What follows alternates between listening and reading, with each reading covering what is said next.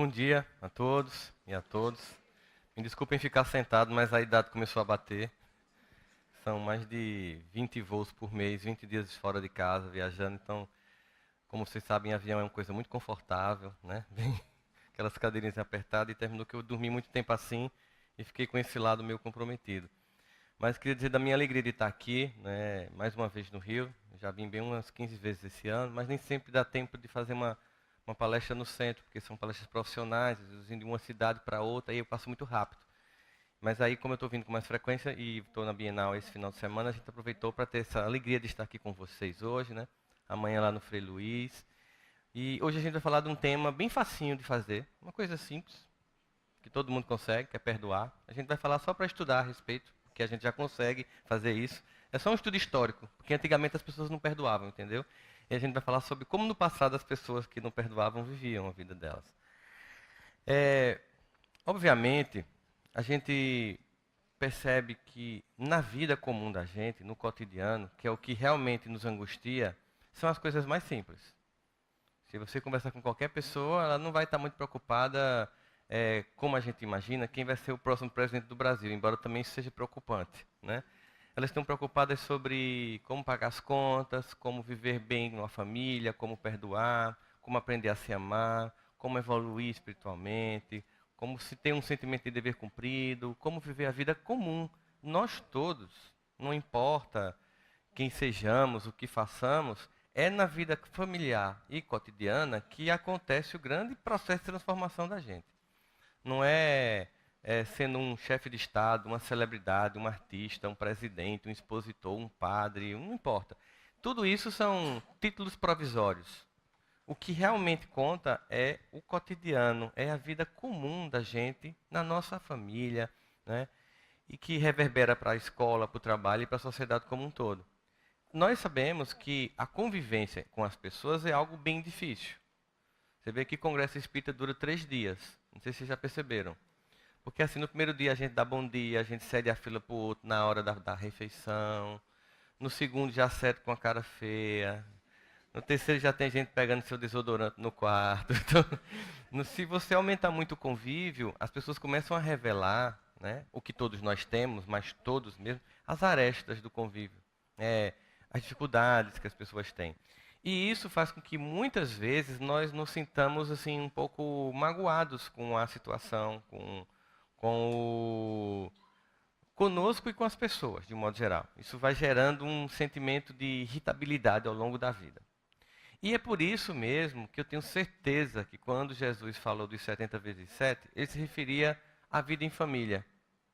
Porque nós somos que mais nos machucamos. E tem muita gente que diz assim, mas como é que pode? Essa pessoa teria que me amar. E aí a gente percebe que há uma romantização do conceito de amor no nível evolutivo que a gente está. Porque quem mais consegue nos atingir profundamente é quem está perto. É porque sabe exatamente onde, sabe parente, e a gente sabe exatamente onde fazer pá, né? Para deixar a pessoa exasperada. A gente fica só guardando aquela historinha que a pessoa contou para a gente, como um trunfo, para no dia de uma discussão a gente, mas você não sei o que, não sei o que, não sei o que, passa na cara aquela coisa toda. Isso é a vida de família. As pessoas não são como em propaganda de margarina, que todo mundo amanhece bem disposto para trabalhar na segunda, feliz da vida, né? Não é essa a realidade das pessoas. Nós temos na família o reencontro de almas com vários níveis de relacionamentos anteriores. Então nós temos pessoas que nós temos um alto grau de afinidade e a gente sente um amor muito imediato, o que também acontece com amigos, que são a família espiritual, que a gente encontra e que é um reencontro de almas e que às vezes a gente conhece num dia e tem um sentimento de que conhece de fato há muito tempo, desenvolve um profundo afeto, enquanto que tem parente que a gente fica só Jesus na causa. Né? A gente se pergunta, que danado foi que eu fiz, criatura, para tu nascer na minha família? Eu vou pedir explicações no plano espiritual. A primeira coisa que eu vou chegar lá e fazer assim, olha, depois vocês cobram minha conta, mas por enquanto, por que essa criatura nasceu na minha família? Por que foi meu pai? Por que foi minha mãe? Por que foi meu irmão? Enfim. E esse questionamento é um questionamento que no fundo não tem sentido, porque a gente sabe que as pessoas que estão na nossa família são as pessoas que nós necessitamos desenvolver com elas relações afetivas. Então nós temos as que nós vamos ampliar a nossa capacidade de amar E nós temos as pessoas que nós vamos ter que aprender a amar. Porque tem as pessoas que são fáceis, né? E tem as pessoas que são difíceis. E Jesus, ele vai e faz uma provocação. Jesus gostava de provocar. Ele era bem... Olha, se você fizer o bem ou perdoar as pessoas que você gosta, qual é o mistério disso? Qual é a vantagem disso? Ele até diz assim, os fariseus, os publicanos faziam as mesmas coisas. Seria mais ou menos como se diz assim, olha, se você só perdoa e você só gosta de quem é bom para você, no que você se torna especial?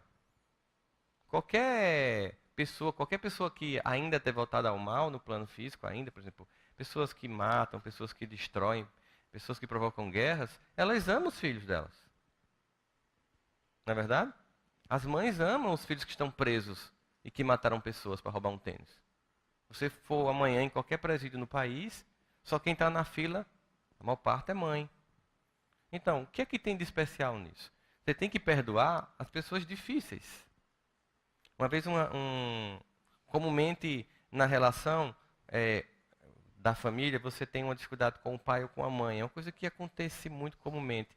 E eu lembro que uma paciente chegou para mim e disse assim, eu queria entender porque Deus levou exatamente minha mãe, que eu amava, e deixou meu pai, que eu odeio. Eu disse, exatamente para isso. Porque faltava amar ele. Essa é a questão. Falta amar exatamente ele. Então, é essa pessoa que tem que ficar para você aprender a amar. Então, no cotidiano, a gente se machuca, a gente se irrita, né? E hoje, a gente, na tentativa de ter uma família diferente do que a gente teve no passado, a gente hoje criou um outro problema. Por exemplo, no passado, nós vivíamos com muito mais pobreza e mais dificuldade. Não é verdade? Eu acho que todo mundo aqui deve ter passado uns perrengues grandes na vida. Aqui vocês já devem ter usado roupa dos outros bastante, né? Já devem ter colocado um preguinho na Havaiana quando torou para continuar usando. Não é assim que vai? E aí a gente também recebia roupa dos primos ricos, não era assim, né, ano passado? E a gente descobre uma lei engraçada na pobreza, que o pobre ele não troca de roupa, é a roupa que troca de pobre. Ela lhe escolhe, ela lhe seleciona. Você vai usando aquilo ali, enquanto não virar um mulambo, alguém está usando aquele negócio, né? Então, isso faz com que a gente pense assim, poxa, eu tinha uma família que só tinha um banheiro na casa e tinha 7 irmãos. Você imagina, né? Eu estou dando um exemplo, não é o meu caso. No meu caso era uma família menor, mas de qualquer modo, aí todo mundo sai de manhã e fica um que demora. E você fica, bora, tem que trabalhar também. Ou então só tinha uma TV, né? E na minha geração tinha uma TV que as pessoas faziam uma coisa. Eu não sei se tinha aqui no Rio de Janeiro, mas eu acho que também tinha. Eu não sei o que dava nas pessoas a ideia de que botar uma tela verde na TV tornava ela colorida. Vocês tiveram esse negócio aqui? Não era, botava uma coisa assim e ficava tudo verde, não ficava colorido. Era melhor preto e branco, você já estava acostumado, mas enfim. E aí você tinha, sabe, queria ver uma coisa, mas seu pai queria ver uma coisa. E você viu o quê? O que seu pai queria. E ficava muito irritado com isso. E ficava pensando assim, não, um dia eu caso, eu tenho minha casa, eu vou ver o canal que eu quiser. Porque você achava que todo esse contexto de só ter um banheiro, de ter que dormir 3, 4 irmãos nas beliches, né? Do lado de cima ficar mexendo de noite, balançando a beliche, toda aquela dificuldade, irritava no cotidiano. Um dia eu vou ter uma casa com 3 banheiros. Né? E você botou na cabeça que isso era o problema. E ficou pensando nessas coisas, dando a elas uma dimensão que elas não tinham. E de repente você hoje em dia tem uma casa que tem vários cômodos, tem vários banheiros, tem uma TV em cada quarto e estamos solitários. Estamos sozinhos em casa, cada um no seu smartphone, no seu tablet, nos ignorando mutuamente. E se no passado a gente tinha mágoa da convivência, hoje a gente está tendo mágoa da ausência. Então vamos escolher, porque Jesus fica lá, sim, você quer o quê? Você estava reclamando porque só tinha um banheiro. Agora você tem 3. Você estava reclamando porque só tinha uma TV, agora você tem 4. E está reclamando agora porque tem 4. Entende que o problema não é o que acontece, é como nós reagimos. E aí você tem o primeiro entendimento sobre como desenvolver o processo do perdão. A mágoa não tem a ver com o que fazem comigo. Não é a grande questão da mágoa, não é o que fazem comigo, é a minha reação sobre o que fazem comigo. Você pode observar numa família clássica, por exemplo, que um pai mais difícil de convivência, alcoólatra, com aquelas cenas, às vezes, de agressão na mãe, que era comum no passado. E aí você tem 5 filhos que vivenciam essa experiência. E um fica com ódio do pai, aí deixa de estudar. O que tem a ver uma coisa com a outra? Né? O outro começa a beber igual o pai. E os outros 3 amam o pai, entendem que ele bebia, mas que ele não era só aquilo, tinha um lado bom também, ele trazia a feira, ele pagava a escola, enfim. E fica grato a esse pai, e essas pessoas funcionam e 2 não funcionam. O contexto é o mesmo, percebe? É um contexto igual para os 5, mas a reação dos 5 ao contexto é única, porque somos espíritos únicos. Se eu fizer uma leitura mais madura dos acontecimentos, eu vou conseguir me magoar menos. Eu vou nem precisar pedir perdão porque eu não me machuco. Porque o ideal é quando você, antecipando o cenário, percebendo assim, eu vou relevar. A gente tem que... Eu lembro que eu me irritava muito no trânsito de pessoas que ficam no meio da faixa, não fica nem de um lado nem do outro. Ou então que vai passando assim, fazendo zigue-zague. E um dia eu estava dirigindo e o cara, idiota, como é que eu vou falar um negócio desse, amigo meu? E se ele tiver com disenteria? Isso é mesmo, eu nunca pensei nisso, cara. Eu nunca pensei que ele podia estar com disenteria, né? Então agora quando eu estou no trânsito, uma pessoa cortando isso, vai lá, quer papel. Porque a gente brincar com a vida torna ela mais leve. Deixa a gente ficar mais suave. Do que conta de quem? Quem sou eu para cobrar conta? Eu tenho tanta conta também, eu preciso tanto, sabe, de perdão. E se eu sou um ser imperfeito, criado por um ser perfeito, e que me ama na minha imperfeição, só me cabe uma coisa, que é aceitar a imperfeição de quem vive comigo.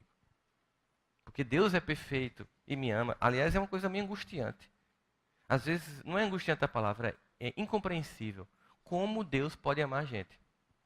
Não tem hora que a gente faz assim, né? Mas como é que Deus me ama? Porque Ele não está vendo a gente no que a gente está sendo. Ele vê o que a gente vai ser. Ele vê um fruto que está desabrochando. Ele vê uma árvore que está crescendo. Ele vê raízes que estão se solidificando e uma grande copa que faz sombra sobre a vida dos outros, no sentido de trazer aconchego e acolhimento. Por enquanto, uma semente, mas ele vê o processo. Assim como a gente, quando vê um bebezinho que não consegue se alimentar só, não consegue andar, a gente fica encantado porque a gente sabe o que vai se tornar. Porque a gente sabe que é um processo todo que vai se desenvolver. Então, de forma que eu olho o contexto todo e preciso desenvolver em mim uma habilidade de aceitar a vida, como ela é e as pessoas como elas são. Claro, isso é muito fácil de ser dito. É fácil chegar aqui e falar isso. Difícil é fazer isso. Mas quando a gente consegue fazer isso, o evento é libertador. Porque o que acontece é o seguinte: primeiro, nós temos alguns enganos. A gente confunde o erro com a pessoa que errou. E vida de família, vida de casamento, é um filme. Por que eu digo que é um filme? Eu tenho que ver a trajetória completa do relacionamento com a pessoa e não a fotografia do momento da mágoa. Porque quando eu vejo a fotografia do momento da mágoa, eu fico olhando para ela e fico assim, me humilhou, me maltratou, e fico mostrando para todo mundo. E o filme continua acontecendo no relacionamento. A pessoa depois me maltratou, a pessoa, sabe? E eu fico só com a foto ali mostrando para as pessoas. E aí vem o problema. Eu vou desenvolver um sentimento que a gente chama de ressentimento. E é uma palavra que ela por si só é bem autoexplicativa, né? Ressentimento é sentir de novo. Sentir de novo. Vocês viram a notícia hoje de manhã aqui no Rio? No rádio, na CBN. Então, eu estava vindo para cá e liguei o rádio e estava passando a história de uma senhora que foi dormir. E o bebezinho estava no quarto e ela percebeu que alguém tinha mexido na porta. Ela sai desesperadamente para entrar no quarto do bebê e quando chega lá, pá! Pronto. Ou seja, ela teve um medo. Tiveram medo? Não aconteceu essa história, eu inventei. O bebê está bem, ele não existe. Por que eu fiz isso? Porque eu contei uma história para vocês irem acompanhando e ter o desfecho. Porque a mente não diferencia ficção de realidade. Então, toda vez que eu lembro do que aconteceu no passado e pego a fotografia do que a pessoa me fez, eu revivo tudo. E tem gente que gosta. Bota uma música de roedeira. Estou indo embora. Aí bota a música lá de roedeira. Aí, peste me deixou, me enganou. 6 anos de namoro, noivado. E montou um chifre, tá aí, ó. Ainda tá com o Instagram com a outra na Disney. Nunca me levou para ver o Mickey. Aí o ódio consome você. E você cria todo um ritual. Você bota a música de roedeira, vai para uma varanda ver o pôr do sol, aquele momento que é bonito, mas quando você está triste, é triste. Que não é assim a vida, né? Se você estiver triste, o pôr do sol é a coisa mais deprimente do mundo. Se você estiver feliz, você agradece a Deus pela paisagem do pôr do sol. Você fica lá vendo a foto no Instagram. E se você pudesse, você fazia igual a voodoo. Botava um negócio assim, para ver se a pessoa sentia lá do outro lado. Só que a gente manda emanações, vibrações para outra pessoa sentir mesmo. Não precisa dar agulhinha não, é nosso pensamento. Faz tum, tum, na pessoa lá do outro lado. E aí, o que Jesus vai dizer para a gente? Ó, é muito natural, no momento exato de uma agressão, de uma humilhação, de uma palavra dura, a gente se sentir muito irritado. Muito natural. Ele até diz assim, irei-vos, mas não pequeis. Não deixais que o sol se ponha sobre a vossa ira. Ou está dizendo o seguinte, ó, é natural. Primeiro momento, a pessoa fez uma coisa muito chata com você, é muito natural que você se irrite. Às vezes até que você queira pular no pescoço. É humano. Não deixe que o sol se ponha sobre a vossa ira. É exatamente pensar assim, não deixe que esse dia ruim se perpetue em outros dias. Fotografando esse dia e passando o resto da vida vendo a foto, sem permitir que o filme continue. E aí eu gosto de contar uma história que hoje em dia com o YouTube é assim, você vai falar, todo mundo já escutou tudo, mas para quem não escutou, só para reforçar, que é a história da caixinha do vômito. Né? Então você tem uma caixinha do vômito, vou te explicar. Você tem uma tia, certo? Que mora em Niterói. Aí você foi visitar sua tia. No final, sua tia deu um doce. Bem gostoso, sabe? De quê? Tu gosta de batata? É? Banana, adoro. Doce de banana, pronto. Um doce de banana. E ela lhe deu naquelas caixinhas de sorvete. Mas você é espírita e você devolve. Porque tem gente que não devolve nem em caixa de sorvete. Quanto mais tapaué. Tapaué não devolve mesmo. Não empresta tapaué. Esse parente devolve de jeito nenhum. Então ela lhe dá uma caixinha de sorvete. Mas você, voltando para Niterói, você vai levar a caixinha de sorvete da sua tia, porque você é uma pessoa, né, que entende que aquilo não lhe pertence. Só que no meio do caminho você pegou um ônibus e uma pessoa estava passando mal e vomitou em você. Porque você estava do lado dela. Diante de um evento que você não pode fazer nada, porque pode acontecer com qualquer pessoa, 1% do que acontece com a gente pode acontecer com qualquer pessoa, você só tem uma alternativa para diminuir o estrago. Você abre a caixinha da titia e puxa a parte sólida. Como um rodo, você vai puxando os pedaços de macarrão. Vão sentindo o clima. Tá? Aquela carninha que ainda não foi digerida. Feijãozinho preto do domingo, né? Você fecha, chega na casa da sua tia e conta a história e mostra para ela e abre a caixa. E sua tia, sabiamente, diz, fique para você, minha filha, com a caixinha. Eu não quero mais ela, né? Você fecha a caixinha, volta para casa com vômito lá dentro e conta para seu marido ou para sua família e mostra e abre a caixinha. Como estará o cheiro? Aí tem um evangelho no lar, você agradece a Deus pela semana, abençoa aquela miserável que vomitou em mim, abre a caixinha. E no final do ano, em Copacabana, fogos, você fazendo aquela reflexão sobre 2017, com suas promessas para 2018 que você nunca cumpriu desde 2016, resquenta a ficha e coloca tudo para o ano que vem. E teve aquela louca que vomitou em mim quando eu fui para Niterói. Aí abre a caixinha para sentir novamente o cheiro do vômito. Como vai estar o vômito? E 10 anos depois, você abrir a caixinha. Não é uma história absurda, né? Isso é mágoa. É exatamente isso. Alguém vomita emocionalmente na gente num dia. A gente guarda numa caixa. E de vez em quando abre. É exatamente isso que é a mágoa. A mágoa é uma coisa que acontece no passado e que, se eu guardar, ela inviabiliza o meu presente e destrói o meu futuro. É uma coisa que aconteceu num tempo e num nível de maturidade que a pessoa fez comigo, ou eu fiz com ela, que se eu tivesse me permitido continuar o relacionamento, as coisas teriam sido diferentes, porque as pessoas amadurecem. Tá, tem gente que vai morrer ruim, a gente sabe disso, né? É por isso que Deus criou a reencarnação para a gente melhorar. A gente vai morrer egoísta. É por isso que quando eu terminar eu vou falar sobre o que não é perdoar, certo? Então esse processo todo vai me permitir pensar o seguinte: quantas caixinhas eu tenho no meu arquivo de mágoa? Está na hora de começar a abrir e lavar. Jogar fora. Aqui tem gente que vai ouvir essa música e vai lembrar. E não cante porque denuncia a idade. Hoje eu vou mudar, vasculhar minhas gavetas, jogar fora sentimentos e ressentimentos tolos. Não é? Vanusa cantava. Vanusa do hino nacional, que cantou. É porque tem uma geração que só conheceu Vanusa do hino nacional. Estou falando da Vanusa quando ela não tinha tomado Lexotan para cantar o hino nacional. Então, o que a gente tem? Uma música que fala sobre isso. Um dia caiu a ficha, eu entendi que eu preciso mudar, eu preciso jogar fora todo esse peso que eu guardo e que não tem mais sentido porque o evento ficou muito no passado. Eu não posso estar pegando essas coisas e levando e arrastando a minha vida com isso, porque é como se eu estivesse andando com um monte de pedras e meu passo fica lento.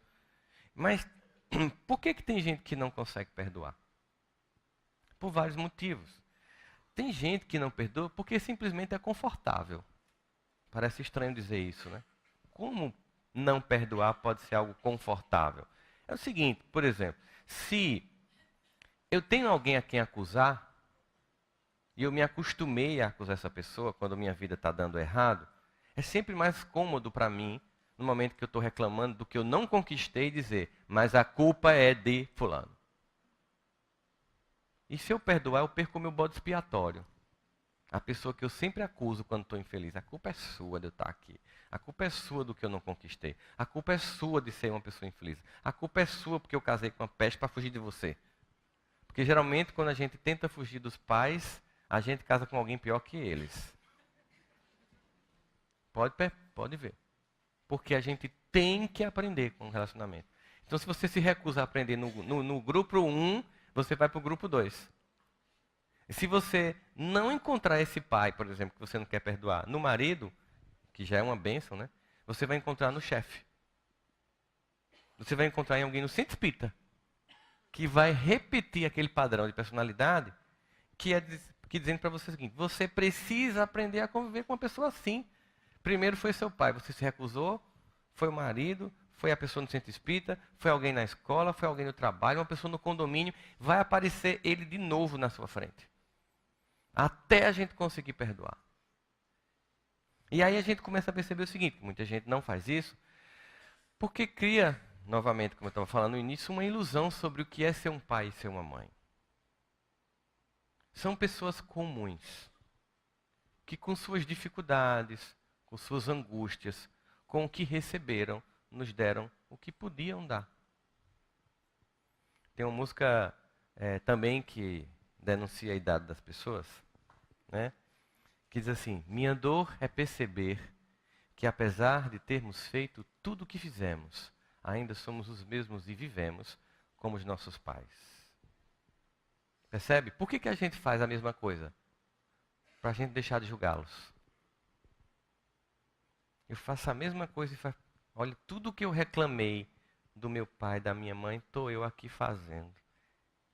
E eu quero que meus filhos me compreendam, então por que eu não posso compreendê-los? Para a geração que não conhece essa música, eu vou fazer uma edição mais nova da música. Você diz que seus pais não lhe entendem, mas é você que não entende seus pais. Você culpa seus pais por tudo, e isso é um absurdo, porque são crianças como você, o que você vai ser quando você crescer. Não é isso? Renato Russo, de forma muito bem poética e inteligente, ele resumiu o conceito da psicanálise todinha. De que você vivencia uma experiência e por uma relação especular você tem dali as bases para criar sua personalidade, embora você seja um espírito único, você é influenciado por esse meio familiar, você desenvolve isso e você vai viver. E você vai reproduzir esse padrão, porque faz parte de você. primeira coisa que a gente tem que pensar é que eu preciso reintegrar-me a esse conjunto da família para poder pacificar meu coração e seguir a minha vida. Mas é muito comum as pessoas chegarem dizendo assim: ah, minha mãe não me deu atenção. Lembro que uma pessoa chegou para mim: minha mãe nunca me deu atenção. Nunca olhou para mim com carinho, com afeto, nunca me botou no colo. Aí eu pergunto geralmente assim: e quantos irmãos você tem? Eu tinha 14. Era uma creche, não era uma casa. Vamos combinar aqui, ó. Se você tivesse com febre, quando sua mãe tentasse botar a mão no seu pescoço para ver a temperatura, um outro caía.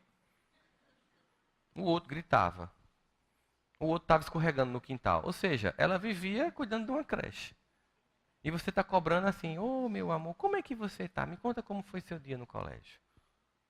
Isso é padrão de família de hoje, pequenininha, de 1, 2 filhos, que a gente chega lá e conversa, senta, investiga, acolhe. No passado, não. Meio como batata a gente foi criado, né, no passado. E as pessoas ficam sempre cobrando de homens e mulheres que muitas vezes nos deram o que eles não tiveram. Observe que na maior parte das vezes, nossos pais nos proporcionam o que eles nunca tiveram. E às vezes a gente fica dizendo que foi duro, foi absurdo. Mas tem uma música também que diz de Djavan: sabe lá o que é não ter e ter que ter para dar? Sabe o que é pedir carinho de um pai que nunca teve carinho do pai dele? Nem por isso deixou de cumprir o papel que ele pôde cumprir. E tem casos mais graves, claro. Tem casos, por exemplo, que esse pai abusou sexualmente de você, ou um tio, ou um irmão. Tem casos muito, sabe, pesados na vida em família. Mas a grande questão é: até quando eu vou deixar que isso me atinja? Até quando eu vou deixar, por exemplo, que um abuso sexual na minha infância destrua meu presente e o meu futuro? Porque eu já não sou mais vítima daquela pessoa. E é uma escolha minha ficar com as consequências psicológicas do evento. A dor do momento, depois que eu deixo de ser vítima, vai passar. Se eu vou ficar com a tapaué cheia de vômito do evento, é uma escolha que eu faço. É sobre esse segundo momento que Jesus fala sobre perdão. Na hora da dor, dói. É natural ficar irritado. Guardar a dor para sempre, não. E o que é que vai acontecer se eu guardar a dor para sempre? Deus vai me punir? Deus é punitivo? Ele está lá, coisa feia, está com raiva, vai pagar. Não. Existem leis. Como a gente viu aqui na questão que foi lida do Livro dos Espíritos, eles sempre colocam isso, e também na mensagem inicial, a lei de causa e efeito. Existem leis.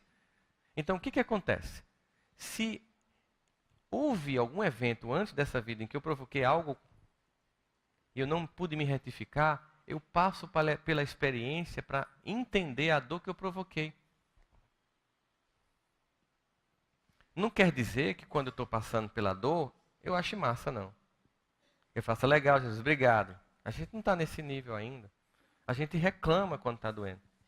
Só que, para que a gente possa entender essa lógica, é preciso entender essa dimensão das múltiplas existências. Como é que um pai que tinha que cuidar abusa sexualmente? Quando é que um pai que tinha que cuidar joga de janela abaixo? Como é que alguém contraria a lei natural do cuidador? Aí você fica assim: por que isso aconteceu comigo? Por isso que quando a gente chega lá no plano espiritual, a primeira coisa que a gente faz é ir para a sala das lembranças. Para a gente fazer um flashback do que aconteceu, uma vida anterior a essa, para entender exatamente os pontos que estão aparentemente desencaixados na trajetória da minha família, dos meus relacionamentos. Por isso eu observar esse sistema e entender que eu preciso aprender com cada uma das pessoas. Os pais, eles amam, mas amam como humanos, não como Deus. E amam com falhas, mas sempre nos ensinam. E nos ensinam sempre. Inclusive o que a gente não deve ser. Eles são capazes de cair num buraco para mostrar a gente por onde não passar. A maior parte deles andaram em estradas de pedra e de terra, asfaltaram o caminho para a gente passar depois. E reclamamos quando tem um buraco no caminho. As dificuldades imensas. Meu pai batia na minha mãe, meu pai traía minha mãe. E aí eu gosto mais da minha mãe por isso. Mas você é metade deste homem, metade esta mulher. Seu código genético é a metade de cada um deles. Ao odiar um deles, metade de você está sendo odiado. E você começa a perceber o quanto a vida das pessoas magoadas são travadas. Porque o que elas fazem? Como elas são magoadas com um personagem de personalidade X, e ela vai encontrar várias pessoas assim, toda vez que ela reencontrar com um personagem X noutra pessoa, magoa com aquela outra. Aí ela faz o pai, o colega de trabalho, de universidade, de escola, do centro espírita, do cunhado daquela outra família que aquela pessoa vai entrar no casamento. Porque ela pega aquele personagem que ela não aprendeu a conviver com ele, e como vai encontrar em várias pessoas, vai reproduzir o ressentimento. E é comum você dizer assim, poxa, eu gosto tanto de João. E vocês, não, João é horrível. João não presta. Então, para mim, João é legal, para você não é legal. Provavelmente porque para você, você encontrou em João o lado mais negativo de quem você não perdoou. E você vai reproduzindo esse personagem. E como para mim não tem esses aspectos, eu vejo o lado mais luminoso da pessoa. E nós temos os dois. Todos nós temos os dois lados. Todos nós temos um jogo de luz e sombras que nós temos que lidar o tempo inteiro para se desenvolver. Então você olha esse contexto e pensa, eu preciso me libertar. E aí, uma coisa interessante, é pedir a Deus que lhe ajude no processo. Porque é um processo, perdão. Então você precisa dizer assim, meu pai, eu cansei. Está muito cansativo, está muito doloroso. Eu cansei de essa pessoa ocupar tanto espaço na minha mente, no meu cotidiano. Eu cansei de viver pensando nela. Eu cansei de planejar as mais maquiavélicas das vinganças. De nenhuma novela ser tão criativa quanto eu planejei matar essa pessoa tantas vezes.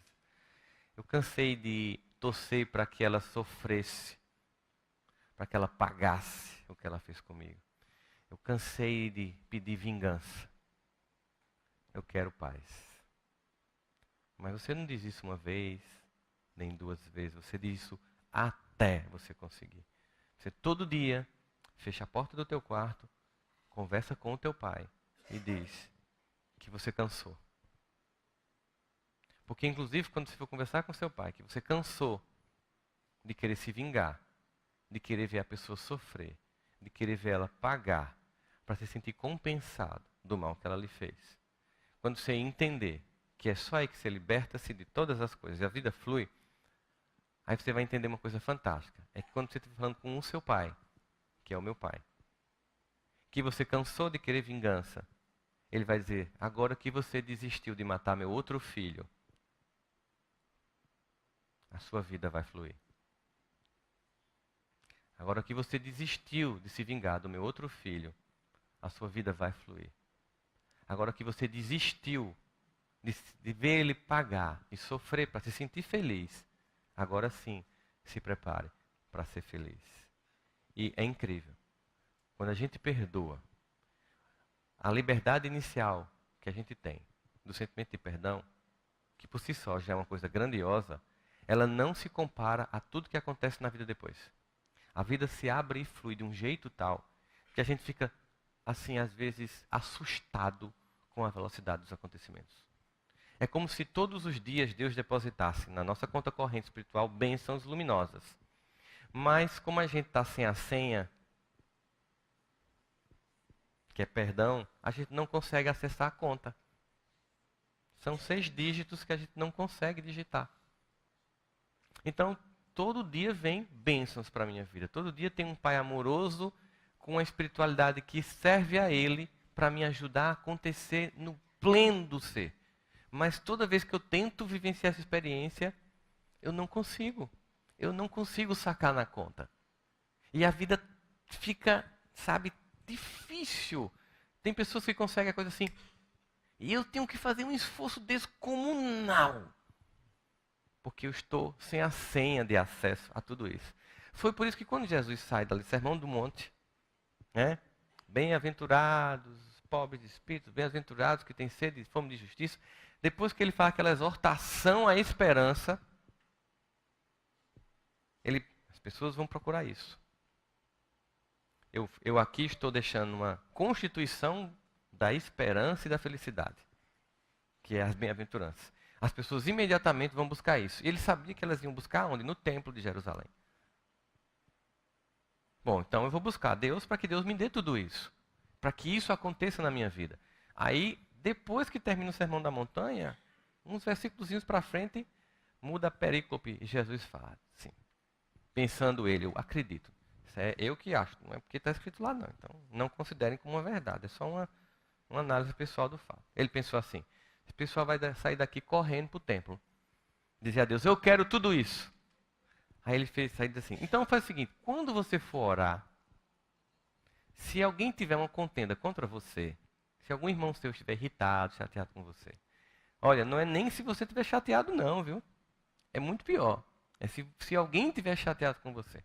Quando você for orar, que você levar os suas donativos para o templo, geralmente era algum sacrifício de um animal que era queimado no holocausto, né? Como um sentimento de prece a Deus. Era um comum naquela época, para nós hoje não tem sentido, mas naquela época era uma prática ritualística comum. Então você deixa a sua oferta no altar. Quando você for entregar a sua oferta, se tiver alguém que estiver irritado com você, com mágoa de você, não é nem você com mágoa da pessoa, não. É nível 2 da mágoa, é o outro com raiva de você. Né? Pode deixar a sua oferta que não vai servir. Entende a lógica? Não adianta você orar a Deus magoado. Você deixa a tua oferta no altar. Vai ao encontro desse teu irmão, que é filho do mesmo pai. É como se você chegasse para o seu pai e dissesse assim, papai, eu amo você, mas eu queria que meu irmão morresse. Eu amo você, mas eu queria vê-lo pagar um preço muito alto. Como é que seu pai vai reagir diante disso? Veja a lógica. Então, você vai lá, perdoa teu irmão, pede perdão ao teu irmão. E isso é a senha de 6 dígitos que acessa tudo que pode acontecer na vida. E quando você consegue concretizar esse perdão, a vida começa a fluir numa velocidade assustadora.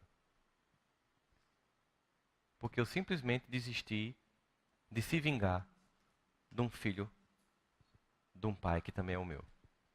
E agora sim, ele diz, então tá, agora eu vou te dar tudo que estava depositado desde o dia que você nasceu. E a poupança lá não é como a nossa não, de 0,6% ao mês. Certo? Quando vem com uma velocidade impressionante. Só que, para nos ajudar a entender esse sentimento, eu queria falar aqui sobre alguns mitos que a gente tem sobre o perdão. Que a gente, às vezes, não entende isso, e isso é importante para que a gente entenda que é um processo que tem etapas para a gente alcançar. Então, primeiro, é que eu não posso menosprezar os meus adversários. Pessoas que me fizeram mal, elas podem continuar mal. Elas podem continuar egoístas, podem continuar perseguidoras. Então, eu não posso menosprezar. Mas um conselho de Paulo me ajuda nesse momento. Vê tudo e retém o que é bom. Então, tá, eu sei que essa pessoa ela pode me machucar de novo, mas eu vou reter o que é bom dela. Mas eu preciso saber quem ela é para não ser vítima de novo.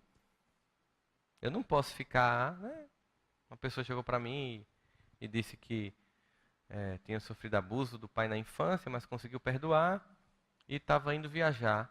E perguntou se podia deixar a filha com o pai. Eu disse, não. Você não tem garantia de que ele não possa fazer com sua filha o que fez com você. Então, perdoar seu pai é uma coisa, voltar a confiar nele a esse ponto é uma outra coisa. Não tem sentido ainda. Né? Não importa que idade ele tenha, isso é um problema que aí talvez ele não tenha trabalhado. Só que o que eu estou dizendo para a pessoa é, você não vai olhar a pessoa só por causa desse ponto de dor. Você vai ver o contexto inteiro. Então, eu preciso não menosprezar quem me faz o mal por vários motivos. Primeiro, para não ser vítima novamente. Depois, porque eu preciso aprender com ela o que eu não devo fazer com os outros. Sentindo em mim, porque certamente eu fiz no passado, eu aprendo finalmente eu não posso fazer isso com ninguém. E finalmente, eu preciso me preparar para um dia socorrer quem me fez o mal. Porque, como diz Jesus, o escândalo tem de vir, mas ai daquele por quem vier o escândalo. Ou seja, se você tem alguma dor que você tem que se recompor diante da lei, isso vai acontecer, mas ai daquele que faça isso. Porque essa cobrança pertence a Deus. Então, nesse momento, eu preciso entender o que não é perdoar. Primeira coisa que a gente tem que entender é que perdoar não é esquecer o que aconteceu. Se você esqueceu o que aconteceu, eu aconselho procurar um geriatra. Porque você está começando a ter alguma coisa como esclerose, Alzheimer, né? Perda de memória. Então, nós não esquecemos o que aconteceu. Nós ressignificamos o que aconteceu no perdão. Nós damos um novo sentido àquilo. Eu dou uma nova categoria. Eu imagino a cena agora com minha maturidade de ganhar. Naquela época, eu era imaturo, a pessoa era imatura e foi o que cada um podia dar naquele momento. Então, eu não vou passar o resto da vida culpando uma pessoa porque ela fez comigo uma coisa com 20 anos e hoje ela tem 50. 30 anos de experiência e de maturidade, certamente. Nem eu nem ela faríamos o que nós fizemos aos 20. Então, eu vou dar um novo significado àquela etapa.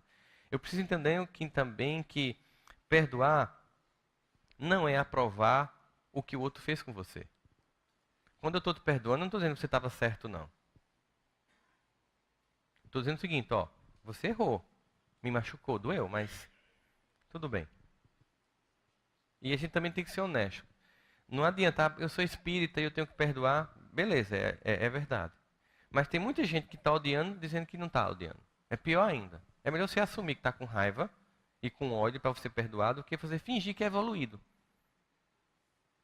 Vamos brincar de fingir que a gente virou anjo. Que a gente é espírito de luz. A gente é um espírito que busca a luz, é diferente. Se a gente fosse espírito de luz, nenhum de nós aqui estava precisando desses refletores. A gente estava emanando luz. Certo? Então nós somos no mesmo nível evolutivo. Então a gente vai chegar assim, ó, me dá um tempo. Você me machucou hoje, me dá um tempo. Não venha conversar comigo agora, não. Eu preciso digerir o que você fez comigo. Está doendo, então me dá um tempo. Perdoar não é permitir que a pessoa continue errando, caso que ela faça, provoque o mal a alguém. Às vezes eu posso perdoar você e ter que chamar a polícia. Para que a justiça seja feita. Por exemplo, você é vítima de um racista. Você perdoa e chama a polícia e denuncia, porque aquilo é crime. Para que uma outra pessoa não passe o constrangimento que você passou. Você é um homossexual e você é humilhado por alguém na rua. Você pode perdoar, mas chama a polícia para que uma outra pessoa que tem uma orientação sexual como a sua não passe pelo que você passou. É preciso entender que eu preciso que a pessoa não continue fazendo mal. Eu tenho uma responsabilidade cidadã sobre isso. Então, muitas vezes eu preciso fazer esse processo de... E perdoar não é esperar que o outro reconheça, não, viu? Porque o pior é você se planejou, passou uma vida inteira trabalhando no perdão. Um dia chega e diz, João, eu queria conversar com você. Tá. Olha, eu lhe perdoei. De quê? Aí você volta a odiar. É, porque você passou 15 anos para perdoar o miserável. Um trabalho, e haja passe, haja congresso com o Divaldo, haja 15 anos. Aí quando você chega perto de João, ele diz, eu não fiz nada. Aí você, ai, infeliz.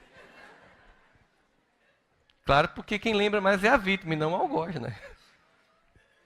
Então, assim, você tem que se preparar para o outro dizer que não fez nada, ou até ele dizer, eu não lhe devo nada, ou então, eu não quero nem conversar com você, porque o perdão é dentro de mim. Porque, inclusive, a pessoa que eu vou perdoar pode não estar mais encarnada. Então, eu não vou ter como bater um papo com ela, a não ser que eu tenha um Skype Celeste. Já lançaram um aplicativo? Acho que breve, com a evolução tecnológica, a gente vai ter com o avanço da transcomunicação instrumental, a gente tem um aplicativozinho, né? Que a gente... Papai, ó, como é que tá aí? Tá no umbral mesmo?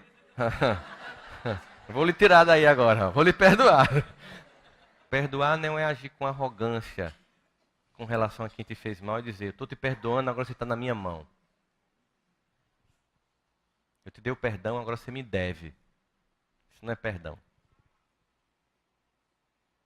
É uma coisa que liberta a mim e o outro. E que se o outro não quiser ser libertado, bom, eu quis. E agora eu sigo leve a vida. Eu boto a senha e tudo que tinha para acontecer, acontece. Nesse sentimento, Tem uma coisa que nos dá a capacidade de entender o que é a vida. Aceitando a vida como ela é, sem questionar Deus, simplesmente aceitando, nós desenvolvemos um sentimento fundamental para se relacionar com o alto, que é a gratidão. Querem fazer uma experiência do poder da gratidão? Topam? Vocês vão, onde estiverem, nas outras salas, o pessoal que está aqui, quem está na internet nos acompanhando, vocês agora vão levantar durante 3 ou 4 minutos e vão encontrar alguém nesse salão aqui e vão dizer assim: muito obrigado por você existir. Você não sabe a diferença que você faz na minha vida. Vamos lá? Levanta. Encontra a galera. Encontra alguém. Abraça. Perdoa. Junto. Onde tiver.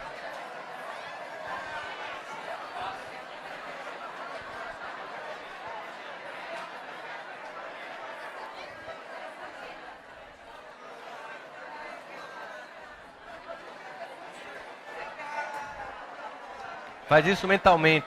Mentalmente com alguém.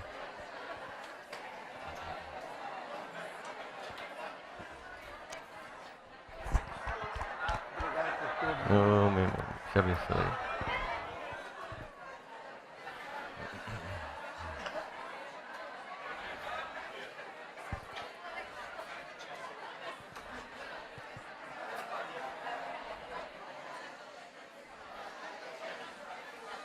Tranquilo, tranquilo. Aê, muito bom. Cuidado para não rolar um clima, é só para dizer que gosta. Aê.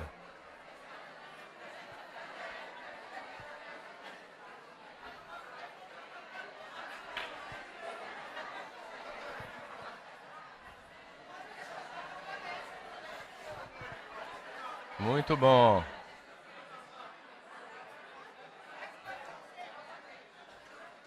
Ok. Vamos terminar juntos agora. Tá tranquilo. Tranquilo, calma, fica tranquilo. Isso é o poder da alegria. Isso é só uma lasquinha do que a gente pode sentir quando perdoa. Isso é só uma pequena experiência do poder da gratidão. Que vocês podem continuar fazendo o seguinte quando chegar em casa hoje. Liga para as pessoas que você ama e diz isso para elas. Mesmo que você se derreta chorando no telefone. Se ainda tiver pai e mãe, faz isso. Porque de vez em quando eles se perguntam: será que eu fui duro demais? Será que eu fui mole demais? Será que eu acertei? Todo pai e toda mãe tem sempre dúvidas. Será que eu estou fazendo a coisa certa? Então liga para ele assim, diz assim: ó, vocês são muito massa. Vocês não têm noção de como eu sou feliz por ter sido e por ser filho ou filha de vocês. E se eles não estiverem aqui, diz isso mentalmente que eles vão escutar. Emana gratidão. Emana e sente esse poder. Que isso é o mínimo que vai acontecer na vida quando a gente se liberta dessas caixinhas que não faz mais sentido. E aí, para terminar, eu queria que vocês cantassem uma música comigo, como uma referência que a gente tem que ter nesse sentimento de gratidão. Então, essa música que a gente vai cantar junto agora vai ser como se fosse um presente nosso para essas pessoas que fazem ou fizeram da nossa vida aquilo que nós temos. Para essas pessoas que, mesmo com as falhas, mesmo com as dificuldades, mesmo não tendo tanta atenção ou tanto carinho, mas foram fundamentais e que vieram antes de nós como anjos, antecipando a vida, vindo antes para abrir um pouquinho a estrada para o meu caminhar ser mais leve. Ok? Então pense nessa música como um sentimento profundo de gratidão a todas essas pessoas que fazem parte da nossa vida, que elas estejam aqui ou não. E a música diz assim, ó, para vocês cantarem comigo. Eu tenho tanto para te falar, mas com palavras não sei dizer como é grande o meu amor por você.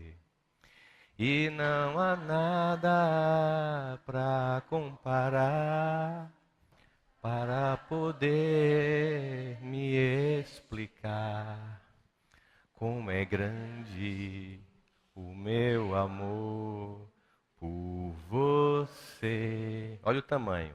Nem mesmo o céu, nem as estrelas, nem mesmo o mar e o infinito não é maior que o meu amor, nem mais bonito.